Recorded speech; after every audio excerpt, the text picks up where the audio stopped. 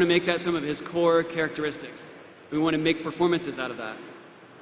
So what we decided to do was, for this cinematic, we want to make him likable. We want to put him in battle. We want to show you how he proves his rank, and get the character involved, get you in there. So we also wanted to describe his struggle. He's a top-ranking officer without ammo on the battlefield. The situation is dire. If he were to die, his mission might fail, and he has to lead the charge and lead his army and take down Kerrigan.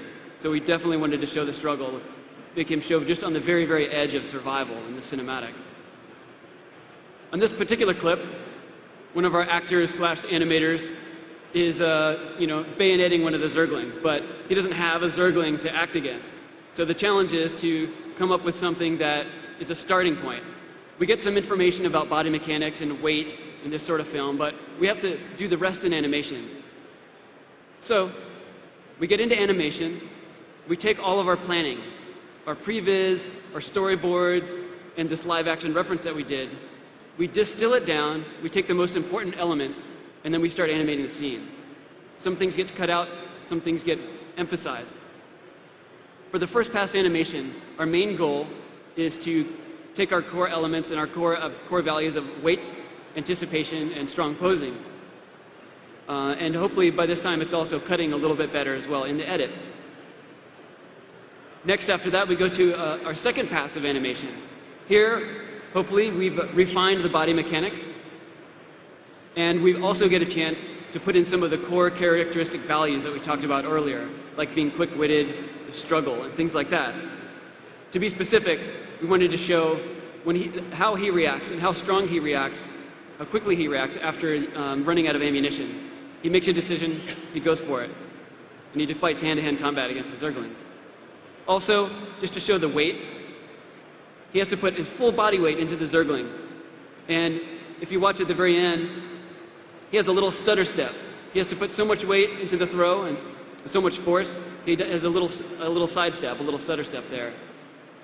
By taking all these small ideas and compounding them together, we can overall make a better cinematic. I'm going to play this again with sound.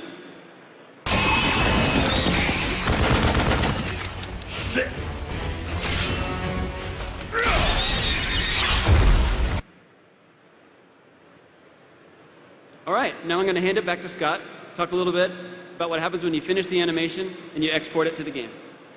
Thanks, James. So at this point, Shimon's team has finished the models, at least the model portion of them, even if they're not textured. James's team has put together some animations that are ready to be put into the game. So now we export it. The first pass of an export almost always goes really, really badly. That was one universal truth on StarCraft 2. So the first time we export it, it looks something like this, where there's no textures on the wall. Warfield is doing something really odd. He doesn't have a rifle. There's no Zergling. Kind of a mess. But it's really hard to tell even what's going on here. So this is where being in-game actually has one advantage. In the tools that we have, all we have to do is back the camera out, spin it around a little bit, look at it from a different angle. And oh yeah, that's definitely not his correct animation. I still don't even see the Zergling, and there's some flickering polygons going on behind in the sky. So we pull out even further, try to figure out what that is. And okay, that's the Zergling. I don't think that's one of his regular moves. So at this point, we go into hardcore technical mode and just try to debug it and figure out what happened. As it turns out, the wall just wasn't textured yet, no problem. The rifle had never been exported, so it just wasn't available in the game. That's an easy fix. And then for Warfield and the Zergling, well, it turns out their skeleton hierarchy had changed since they were last exported, which means we load up the animation on it, and the animation is trying to move the wrong bones to the wrong place. So once we fix all those things, it comes together. And you can see from this angle that it's all working. You notice there's a little pop in the middle on Warfield. That's actually the shot cut. And we do a lot of that, where we animate the actors directly to the camera. So when we go from one shot to the next, we'll move them a little bit and actually jump around. Some places, quite a bit, but that is not actually a bug. It just looks like one. But in fact, if we look from the real camera, Zergling, kill, throw, perfect. That's what we were looking for. It's Actually, it's a fairly common problem. In fact, it really happens all the time, that when we export stuff to the game engine, things disappear. Things aren't showing up where they're supposed to, and we have to try to figure out why that is. So there's a lot of debugging time. And sometimes, even after things have been working for a while, they'll suddenly stop working. So, for example, we'll go play a movie that worked yesterday, for example, Escape from Marsara. The day before I captured this, I know there are mutalisks in this scene beating the snot out of the Hyperion as it's trying to escape. But now they're gone. So I got to try to figure out where they went. And sometimes that takes a lot of research and digging. Other times, they're really easy to spot. They're all hanging out on the bridge. Now, why are they doing that? Well, the main source of the problem is usually the fact that when you're making a pre-rendered movie, you're taking all of your assets and your animations and you're handing it over to a rendering engine, and all that engine does, all it knows how to do, is draw those things to a frame. Just takes what you give it and draws it. But we're dealing with a game engine here, and a game engine wants to do a whole lot more than that. So if I give a model with a bunch of animations to the game engine, it wants to attach AI to it and move it around. It wants to give the player control of it. It wants to make that unit run around and attack other units. It wants to move it from point A to point B. It wants to blend animations together so that they can run and shoot at the same time. There's all these things that it really badly wants to do, and we have to take a lot of steps to tell it not to do that. So when we fail to do that, then things start to break. But once we convince the game engine to leave our stuff alone and just let it draw, then everybody's happy.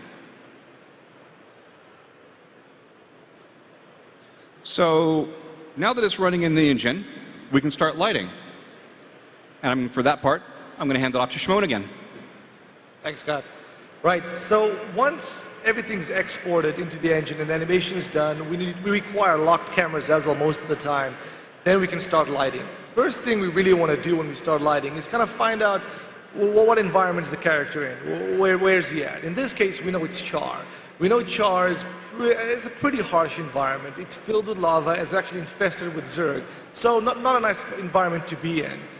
What we do is we take all the final textured assets and then drop them into the set, and this is what we get as a base lighting.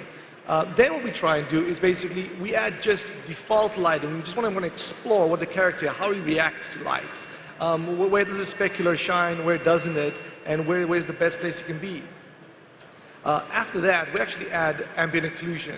That's just a fancy word for saying contact shadows. We want him to sit better with the environment. We want him to have shadows when he leans against the wall. Once we actually do that, we start refining where the direction of the sunlight comes from. We do this until we're generally happy. And as you can see in this shot, he's actually a little dark.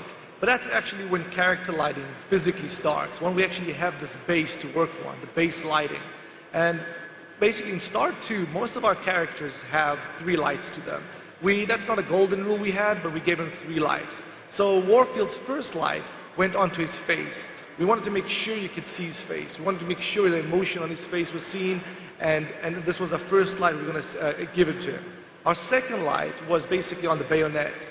That was a major focus of this shot. We wanted to see the bayonet pop out, and we wanted the user to also look at it.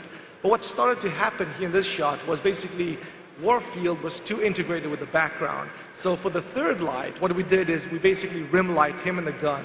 That just pops him out of the set. Now you can basically look at the gun. We even added more of a specular highlight to the gun so you can really see it. And that basically completes the lighting. That gets passed on to our art director to approve. And once that's approved, we add the final pass, which is depth of field and an effects pass. That pretty much completes the shot. Here is the final capture from the game as completed.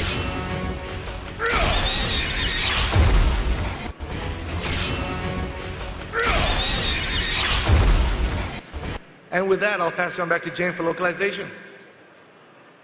Thanks, Shimon. Localization. This was a huge challenge for us. We're very proud to say that we shipped this game simultaneously worldwide in 11 different languages. Every single sign, every single decal, every single poster, heads-up display, and all the lines of dialogue. Our own localization team, as well as our individual artists and programmers, helped make this happen. So I wanted to show some of this off. Right here I have the next clip is a